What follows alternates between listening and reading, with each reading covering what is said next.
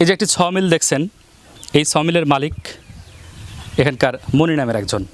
তার পরিবারের 4 জনের নামে তিনি প্রতিবন্ধী কার্ড করে নিয়েছেন, প্রতিবন্ধী না হয়েও। শুধুমাত্র নারী ইউপি সদস্যকে 50,000 টাকা দিয়েছেন এই 4টি কার্ড বাবদ। আর এই কার্ড 50,000 টাকার বিনিময়ে নারী ইউপি সদস্য তাদেরকে প্রতিবন্ধী কার্ড করে দিয়েছেন। তারা এখন রেগুলার প্রতিবন্ধী ভাতা পাচ্ছেন। মহিলা মেম্বার মাছ দেখে আমি ওই তো প্রতিবন্ধীর কার্ড করে নেওয়ার জন্যে ওই একটা ওয়ার্ডরোব একটা কেবিন বক্স দুইটি বানা দিছি, 40,000 টাকার জিনিস বানা দিছি।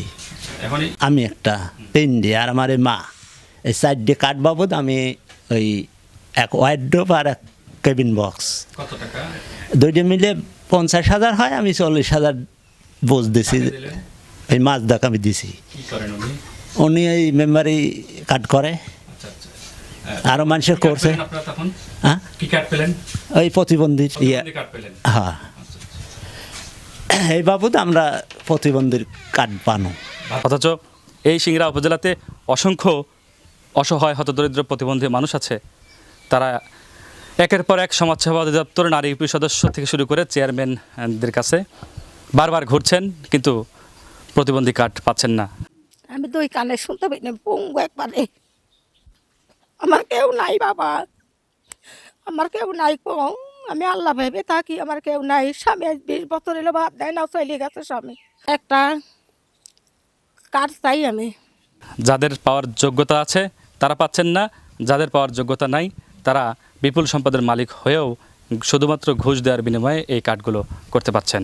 এবং এলাকার সচেতন নাগরিক সমাজ বলছেন যে যাচাই বাছাই ছাড়াই ভালো মানুষদের শুধুমাত্র টাকার বিনিময়ে যে প্রতিবন্ধী কার্ড করে দেওয়া হচ্ছে, সেটা প্রকৃত প্রতিবন্ধী যারা আছে, অসহায় হতদরিদ্র, তারা এই সুবিধা থেকে বঞ্চিত হচ্ছে।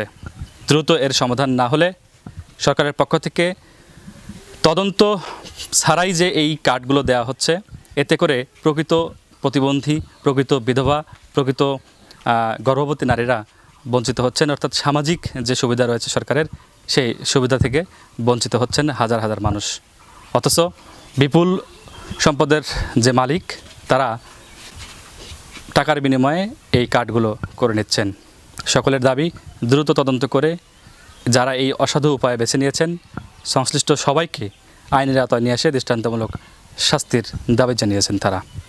Nazmul Hasan, one news, Natore.